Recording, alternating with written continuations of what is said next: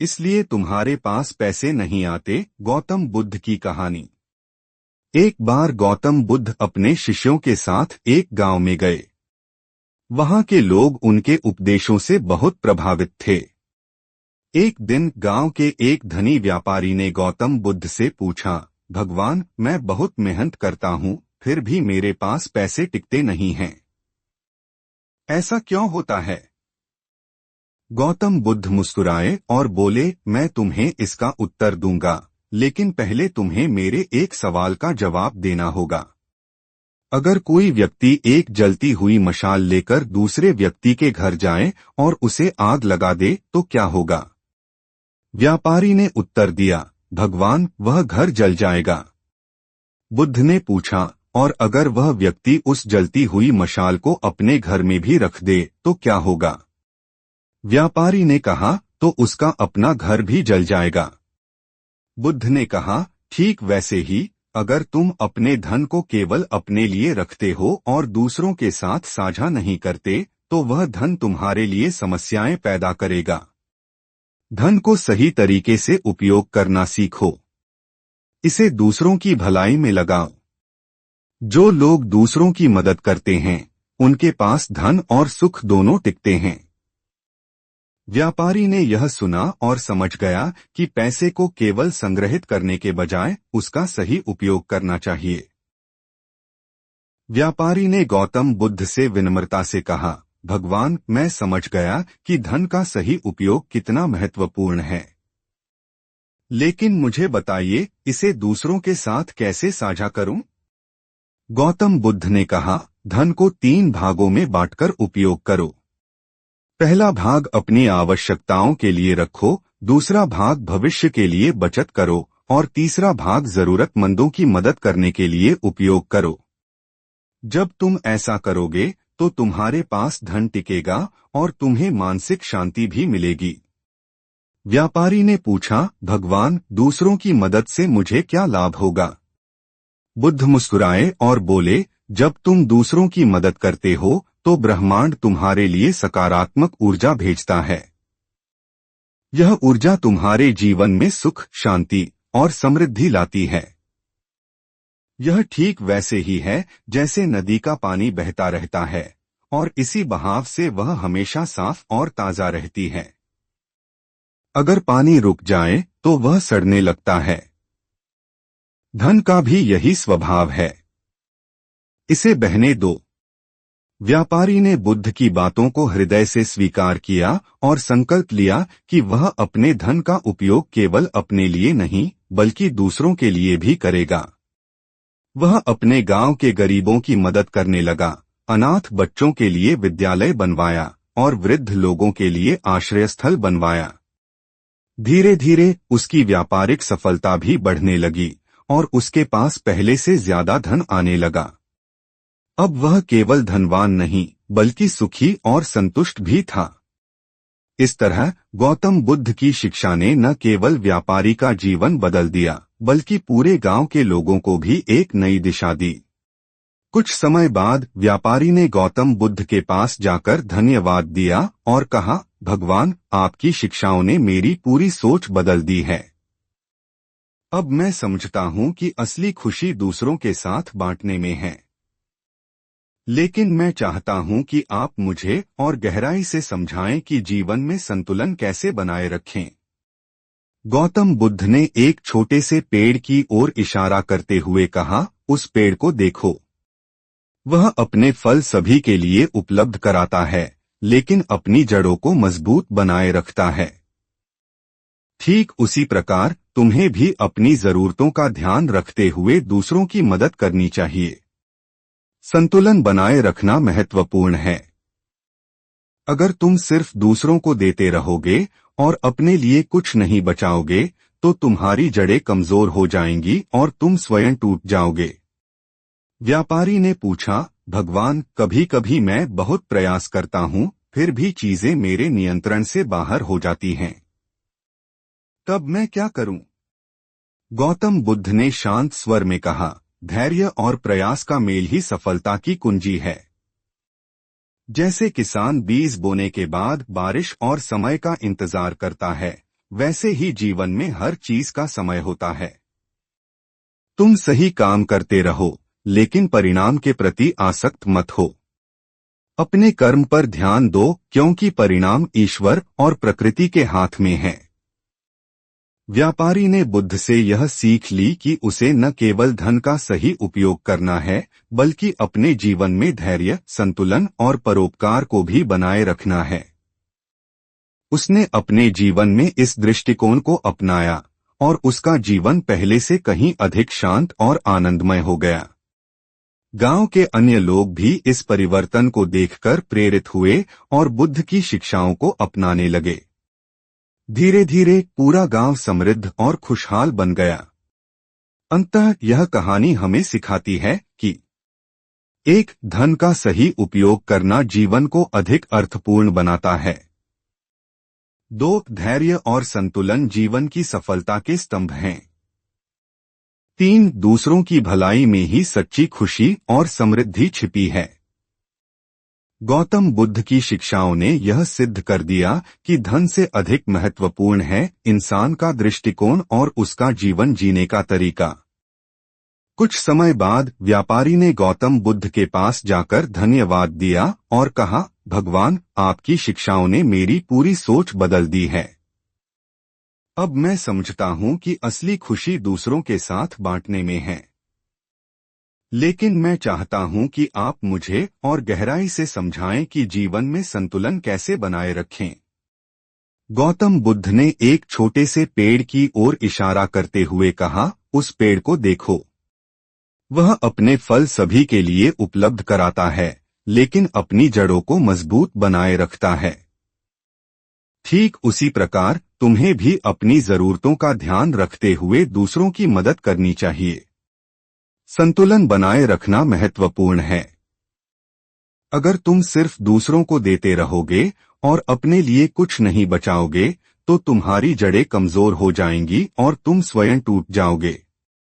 व्यापारी ने पूछा, भगवान, कभी कभी मैं बहुत प्रयास करता हूं, फिर भी चीजें मेरे नियंत्रण से बाहर हो जाती हैं। तब मैं क्या करूं? गौतम बुद्ध ने शांत स्वर में कहा, धैर्य और प्रयास का मेल ही सफलता की कुंजी है। जैसे किसान बीज बोने के बाद बारिश और समय का इंतजार करता है, वैसे ही जीवन में हर चीज का समय होता है। तुम सही काम करते रहो, लेकिन परिणाम के प्रति आसक्त मत हो। अपने कर्म पर ध्यान दो, क्योंकि परिणाम ईश्वर और प्रकृति के हाथ में है। व्यापारी ने बुद्ध से यह सीख ली कि उसे न केवल धन का सही उपयोग करना है, बल्कि अपने जीवन में धैर्य, संतुलन और परोपकार को भी बनाए रखना है। उसने अपने जीवन में इस दृष्टिकोण को अपनाया और उसका जीवन पहले से कहीं अधिक शांत और आनंदमय हो गया। गांव के अन्य लोग भी इस परिवर्तन को देखकर प्रेरित हुए और बुद्ध की शिक्षाओं को अपनाने लगे। धीरे धीरे पूरा गांव समृद्ध और खुशहाल बन गया।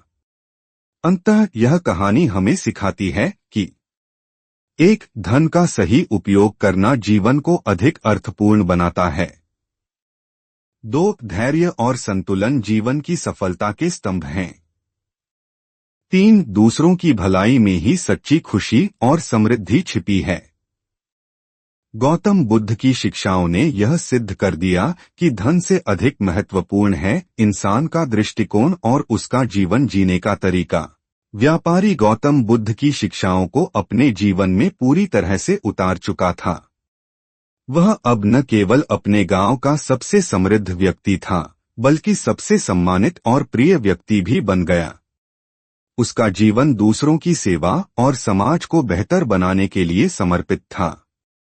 एक दिन व्यापारी ने अपने गांव के लोगों को इकट्ठा किया और कहा, गौतम बुद्ध की शिक्षाओं ने मेरे जीवन को बदल दिया। आज मैं आप सभी से वादा करता हूं कि मैं अपने धन का उपयोग केवल अपने लिए नहीं, बल्कि पूरे समाज के उत्थान के लिए करूंगा। गांव के लोग उसके इस वचन से बहुत प्रभावित हुए। सभी ने एकमत होकर कहा, हम भी इस अच्छे कार्य में तुम्हारा साथ देंगे। व्यापारी ने गांव में कई नए कार्य शुरू किए। एक, शिक्षा का प्रचार। उसने बच्चों के लिए एक विद्यालय बनवाया जहां गरीब और अमीर सभी के लिए शिक्षा मुफ्त थी।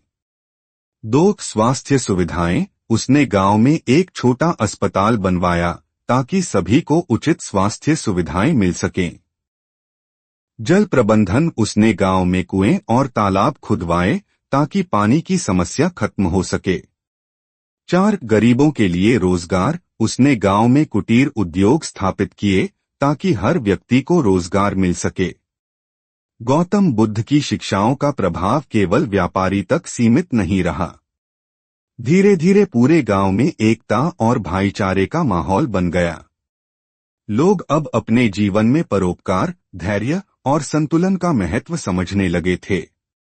कुछ समय बाद गौतम बुद्ध उस गांव में फिर से आए। उन्होंने देखा कि गांव पहले से बहुत बदल गया था। लोग खुशहाल थे और गांव में समृद्धि का माहौल था। बुद्ध ने मुस्कुराते हुए कहा, यह वही स्थान है जहां कुछ समय पहले लोग अपने लिए ही जीते थे, लेकिन आज मैं देखता हूं कि यहां परोपकार और भाईचारे का दीपक जल रहा है। तुम सबने मेरे उपदेशों को अपने जीवन में उतारा, यही मेरी सबसे बड़ी प्रसन्नता है। गौतम बुद्ध की बातों ने सभी के हृदय को छू लिया। व्यापारी ने विनम्रता से कहा, भगवान, यह सब आपकी कृपा और शिक्षाओं का फल है। आपने मुझे सिखाया कि असली धन दूसरों की सेवा और समाज की भलाई में है। मैं आपका जीवन भर आभारी। गौतम बुद्ध ने मुस्कुराते हुए कहा, तुम सबने अपने जीवन में जो परिवर्तन लाया है वह तुम्हारी मेहनत और सही सोच का परिणाम है। यह दिखाता है कि जब इंसान दूसरों के लिए जीने का संकल्प लेता है तो उसका जीवन न केवल स्वयं के लिए बल्कि पूरे समाज के लिए मूल्यवान बन जाता है। गांव के लोग बुद्ध से और ज्ञान प्राप्त करने की इच्छा व्यक्त करने लगे। बुद्ध ने उन्हें समझाते हुए कहा, एक, परोपकार से आत्मिक शांति। जब तुम दूसरों के लिए कुछ अच्छा करते हो तो तुम्हारा हृदय प्रसन्न होता है।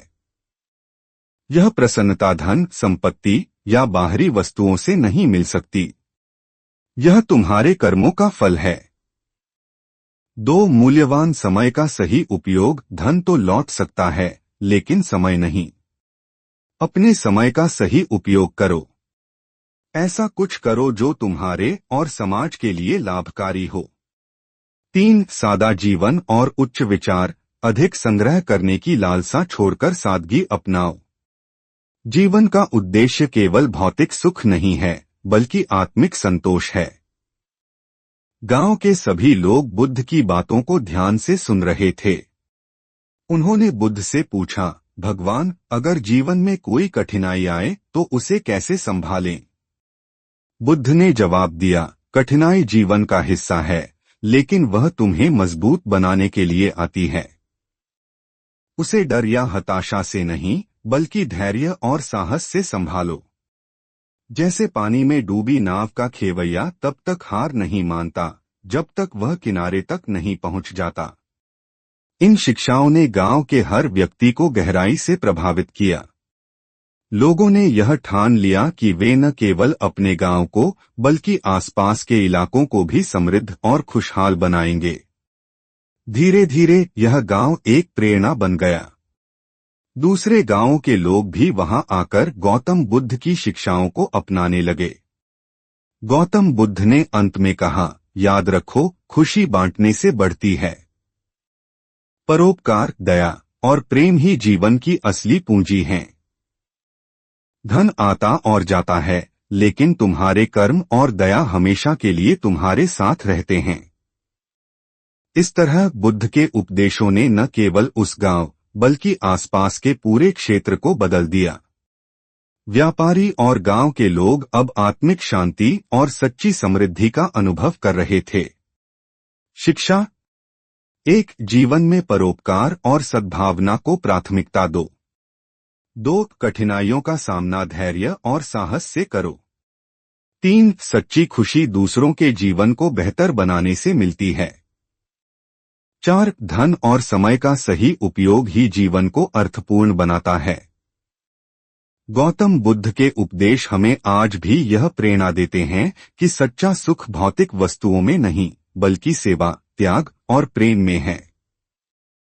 गौतम बुद्ध के उपदेशों के प्रभाव से गांव में एक नई क्रांति का आरंभ हुआ। व्यापार, शिक्षा, स्वास्थ्य और सामुदायिक सहयोग के हर क्षेत्र में लोग जागरूक हो गए। गांव की सादगी और आत्मनिर्भरता दूर दूर तक प्रसिद्ध हो गई। व्यापारी अब केवल धनपति नहीं, बल्कि समाज का मार्गदर्शक बन चुका था। गांव में हुए बदलाव। एक, साझा प्रयासों का मूल्य। गांव के लोग आपसी मतभेद भुलाकर एक दूसरे की मदद करने लगे। खेतों में काम हो या घर बनाने का कार्य, सभी मिलजुल कर काम करते। 2, शिक्षा का विस्तार। व्यापारी के विद्यालय में आसपास के गांवों के बच्चे भी पढ़ने आने लगे। गरीब और अनाथ बच्चों को मुफ्त शिक्षा और भोजन दिया जाने लगा। 3, स्वास्थ्य और स्वच्छता। अस्पताल और कुएं के निर्माण ने स्वास्थ्य में सुधार किया। लोग अब स्वच्छता और पौष्टिक भोजन का महत्व समझने लगे। गौतम बुद्ध का अंतिम उपदेश। एक दिन जब गौतम बुद्ध वहां से विदा लेने वाले थे, तो व्यापारी और गांव के लोग उनके पास आए और बोले, भगवान, आपने हमें न केवल जीवन जीने का सही मार्ग दिखाया, बल्कि हमारे अंदर सेवा, प्रेम और समर्पण का बीज बो दिया। कृपया हमें आशीर्वाद दें कि हम हमेशा आपकी शिक्षाओं का पालन कर सकें। गौतम बुद्ध ने मुस्कुराते हुए कहा, याद रखो, ज्ञान और कर्म का मेल ही सच्चा धर्म है। केवल सुनना या जानना पर्याप्त नहीं है। जो तुमने सीखा है, उसे हर परिस्थिति में लागू करना। यह परिवर्तन तुम्हें सच्ची खुशी और शांति देगा। गांव का आदर्श बनना। गौतम बुद्ध के जाने के बाद व्यापारी ने उनके उपदेशों को और फैलाने की जिम्मेदारी उठाई। उसने गांव में हर महीने एक सभा आयोजित करनी शुरू की, जिसमें सभी लोग मिलकर समाज की बेहतरी के लिए चर्चा करते। इस आदर्श गांव का नाम अब करुणाग्राम पड़ गया, क्योंकि वहां हर कार्य करुणा, प्रेम और सहयोग से होता था। आसपास के गांवों ने भी करुणाग्राम से प्रेरणा लेना शुरू कर दिया। लोग अपने गांवों में शिक्षा, स्वास्थ्य और सहयोग का महत्व समझने लगे। इस प्रकार गौतम बुद्ध की शिक्षाएं पूरे क्षेत्र में फैल गईं। शिक्षा। एक, जीवन में धन और साधन का सही उपयोग करके दूसरों की मदद करना सबसे बड़ा धर्म है। 2, ज्ञान का असली अर्थ तब है जब वह हमारे कर्मों में दिखे। 3, परोपकार और सेवा से न केवल समाज सुधरता है, बल्कि आत्मा भी शुद्ध होती है। 4, एकता और सहयोग किसी भी समस्या का समाधान कर सकते हैं। गौतम बुद्ध की यह कहानी हमें यह सिखाती है कि जब हम दूसरों की भलाई को प्राथमिकता देते हैं, तो हम न केवल समाज को बल्कि अपने जीवन को भी सुंदर बना सकते हैं। करुणाग्राम की ख्याति समय के साथ और भी बढ़ती गई। आसपास के राजा और व्यापारी भी इस गांव की प्रगति और आदर्श जीवन शैली से प्रभावित होने लगे। धीरे धीरे यह स्थान एक ऐसा केंद्र बन गया जहां लोग सीखने और प्रेरणा लेने के लिए आते थे। एक नया आगमन। कुछ महीनों बाद एक अन्य धनी व्यापारी करुणाग्राम आया। वह बहुत परेशान था, क्योंकि उसके जीवन में शांति नहीं थी। उसने गांव के पूर्व व्यापारी, जो अब एक आदर्श नेता बन चुका था, से पूछा, आपका जीवन इतना शांत और संतोषजनक कैसे हो गया? मैं भी इसी शांति की तलाश में हूँ। व्यापारी ने मुस्कुराते हुए गौतम बुद्ध की शिक्षाओं को याद किया और कहा, तुम्हारी समस्या का हल परोपकार और संतुलन में छिपा है। धन का संग्रह केवल तुम्हारी चिंताओं को बढ़ाएगा। उसे सही दिशा में प्रवाहित करो। दूसरों की मदद करो और देखो कैसे तुम्हारे भीतर सुख और शांति का संचार होता है। धनी व्यापारी ने कुछ समय तक करुणाग्राम में रहकर वहां की कार्यप्रणाली को समझा। उसने देखा कि यहाँ हर व्यक्ति अपना हिस्सा साझा करता है, कोई अपनी मेहनत से तो कोई अपने संसाधनों से। धनी व्यापारी का परिवर्तन। करुणाग्राम से प्रेरित होकर वह व्यापारी अपने गांव वापस गया और वहां गौतम बुद्ध की शिक्षाओं को लागू करने की ठानी। उसने एक अनाथ बच्चों के लिए स्कूल खोला, 2 गरीबों के लिए रोजगार के अवसर पैदा किए, 3 बुजुर्गों के लिए एक आश्रय स्थल बनवाया, 4 स्वास्थ्य सेवाओं को सुधारने के लिए चिकित्सालय खोला। उसका गांव भी धीरे धीरे करुणाग्राम जैसा बनने लगा। यह बदलाव देखकर वह व्यापारी फिर से करुणाग्राम आया और वहां के पूर्व व्यापारी का धन्यवाद किया। उसने कहा, आपने मुझे सिखाया कि सच्ची शांति दूसरों की भलाई में है। अब मेरा जीवन धन्य हो गया है। गौतम बुद्ध का संदेश फैलता गया। करुणाग्राम और उसके जैसे अन्य गांवों ने मिलकर एक बड़ा नेटवर्क बना लिया। यह स्थान अब सिर्फ एक गांव नहीं, बल्कि परोपकार, ज्ञान और सहयोग का प्रतीक बन गया था। गौतम बुद्ध की शिक्षाओं ने न केवल व्यक्तिगत जीवन बदला, बल्कि समाज और पूरी सभ्यता को एक नई दिशा दी। शिक्षा का विस्तार। एक गांव-गांव में शांति और सहयोग के उपदेश फैलने लगे। 2 लोगों ने सादा जीवन और उच्च विचार का महत्व समझा। 3 जो लोग स्वार्थी और क्रोधित थे, वे भी दूसरों के उदाहरण देखकर बदलने लगे। करुणाग्राम अब केवल एक गांव नहीं रहा, बल्कि एक ऐसा प्रतीक बन गया जो सच्ची मानवता, परोपकार और संतुलन का मार्ग दिखाता था। इस गांव की सफलता की कहानियां राजमहलों तक पहुंच गई थीं। कई राजा और मंत्रीगण करुणाग्राम में आने लगे ताकि वे यहाँ के मॉडल को समझकर अपने राज्यों में लागू कर सकें। राजा का आगमन। एक दिन पास के राज्य का राजा करुणाग्राम में आया। वह भी अपनी प्रजा की भलाई के लिए प्रेरणा लेना चाहता था। उसने गांव के बुजुर्गों और व्यापारी से पूछा, आप लोगों ने ऐसा चमत्कारी बदलाव कैसे किया? मैं चाहता हूं कि मेरा राज्य भी ऐसा ही आदर्श बने। व्यापारी ने राजा से कहा, महाराज, परिवर्तन की शुरुआत हमेशा स्वयं से होती है। अगर आप अपने राज्य में परोपकार, न्याय और समानता को बढ़ावा देना चाहते हैं, तो सबसे पहले आपको इन मूल्यों को अपने जीवन में उतारना होगा। गौतम बुद्ध की 3 बातें। व्यापारी ने राजा को गौतम बुद्ध की 3 प्रमुख शिक्षाएं समझाईं। 1. परोपकार का धर्म, अपने संसाधनों का उपयोग प्रजा की भलाई में करो। धन और शक्ति का सही उपयोग दूसरों की सेवा में है। 2. सुनने और समझने का गुण, राजा को अपनी प्रजा की परेशानियों को सुनने और उन्हें समझने की आदत डालनी चाहिए। संवाद ही समाधान का पहला कदम है। 3. संतुलित नेतृत्व, सभी निर्णय सोच समझ कर लो। न्याय, करुणा और कर्तव्य का संतुलन बनाए रखना ही एक आदर्श राजा की पहचान है। राजा का प्रण। राजा इन बातों से गहराई से प्रभावित हुआ। उसने प्रण लिया कि वह अपने राज्य में गौतम बुद्ध की शिक्षाओं को फैलाएगा। वह व्यापारी और गांव के अन्य बुजुर्गों को अपने साथ लेकर गया और उनके मार्गदर्शन में अपने राज्य में कई बदलाव किए। गरीबों के लिए मुफ्त भोजन और आश्रय, प्रजा के लिए न्यायपूर्ण प्रशासन, महिलाओं और बच्चों की शिक्षा पर जोर, स्वास्थ्य और स्वच्छता के लिए योजनाएं। करुणाग्राम का संदेश दूर दूर तक। करुणाग्राम और उसके लोगों का संदेश अब पूरे राज्य में फैल चुका था। यह एक आंदोलन बन गया जो न केवल गांवों बल्कि शहरों तक पहुंच गया। हर जगह लोग एक नई आशा और प्रेरणा से भरने लगे। व्यापारी का योगदान अमर हो गया। वह व्यापारी जिसने गौतम बुद्ध की शिक्षाओं को अपने जीवन का आधार बनाया था, अब केवल एक व्यक्ति नहीं बल्कि एक आदर्श बन गया था। उसने अपने अनुभवों से लोगों को यह सिखाया कि सच्चा सुख न केवल अपनी भलाई में बल्कि दूसरों की सेवा और कल्याण में है। गौतम बुद्ध का प्रभाव। गौतम बुद्ध के उपदेशों ने यह दिखा दिया कि परिवर्तन की शुरुआत एक छोटे से प्रयास से हो सकती है। उनके विचार आज भी हमें सिखाते हैं कि जब एक व्यक्ति सही राह पर चलता है तो वह पूरे समाज को नई करुणाग्राम का युगांतकारी प्रभाव।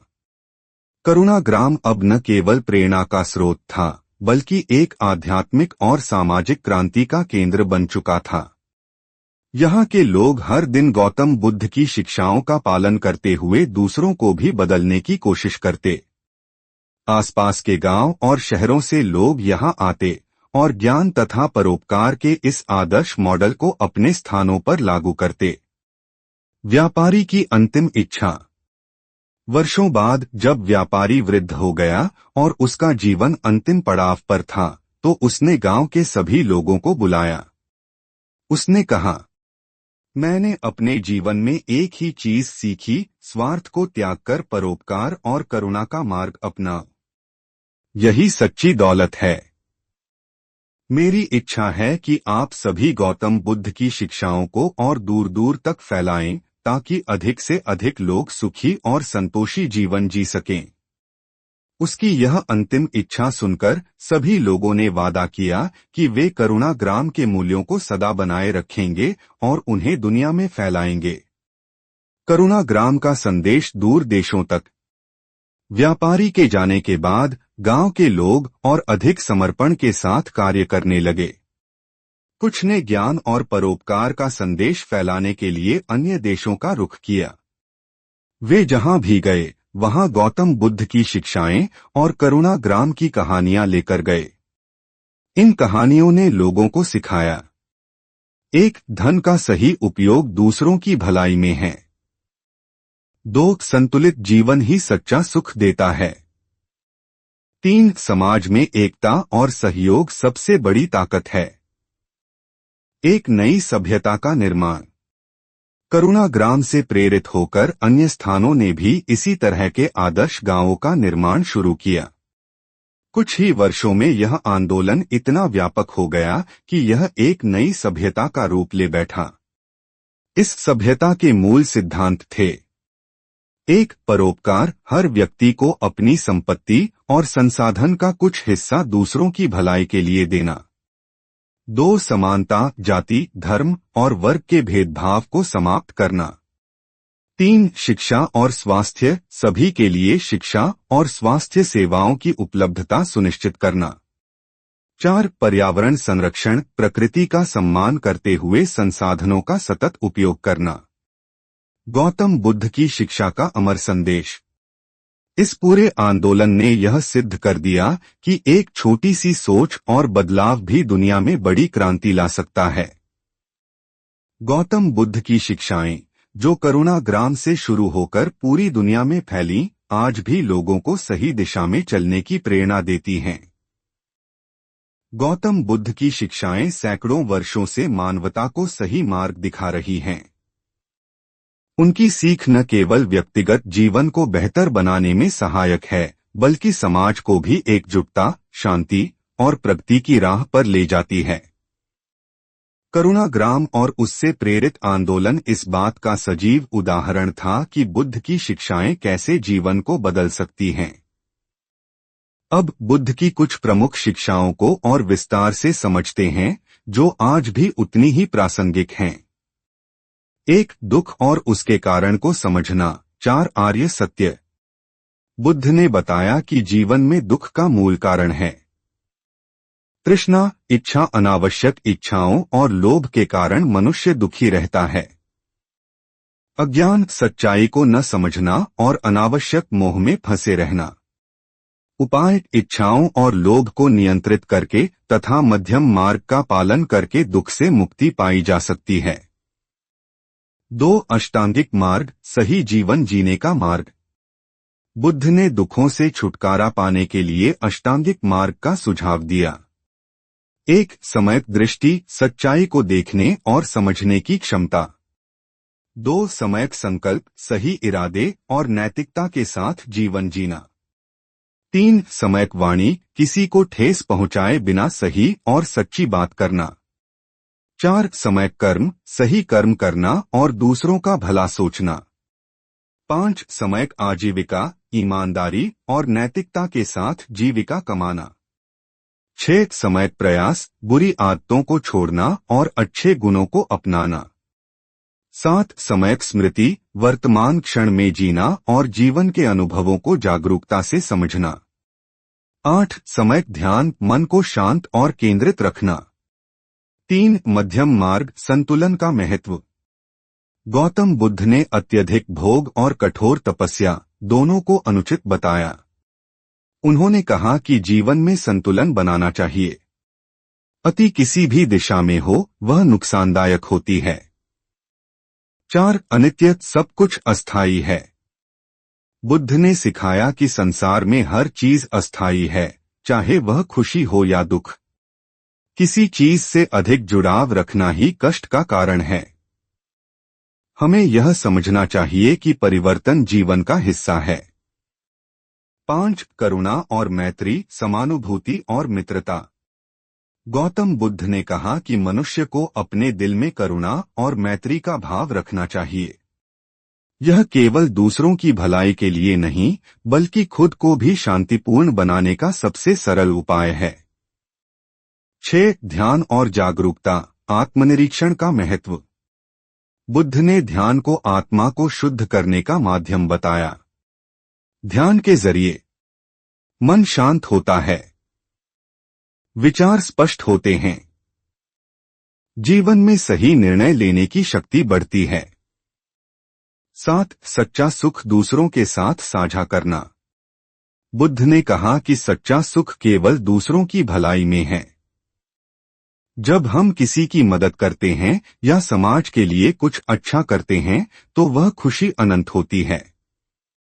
8 कर्म का सिद्धांत। गौतम बुद्ध ने यह सिखाया कि हमारे हर कार्य का परिणाम होता है। अच्छे कर्म हमें सुख देते हैं, जबकि बुरे कर्म दुख का कारण बनते हैं। इसलिए हमें अपने विचार, शब्द और कार्यों को हमेशा सकारात्मक रखना चाहिए। निष्कर्ष, गौतम बुद्ध की शिक्षाएं हमें आत्मनिरीक्षण, संतुलन और करुणा का महत्व सिखाती हैं। वे हमें यह समझने में मदद करती हैं कि सच्चा सुख भौतिक वस्तुओं में नहीं, बल्कि आंतरिक शांति और दूसरों के भले में है।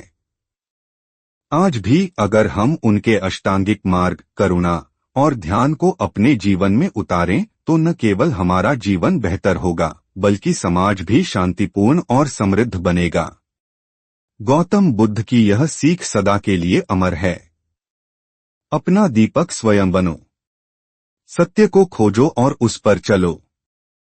गौतम बुद्ध की शिक्षाएं हमें सिखाती हैं कि सुख, शांति और समृद्धि बाहरी साधनों से नहीं, बल्कि हमारे कर्म, ध्येय और विचारों से आती है।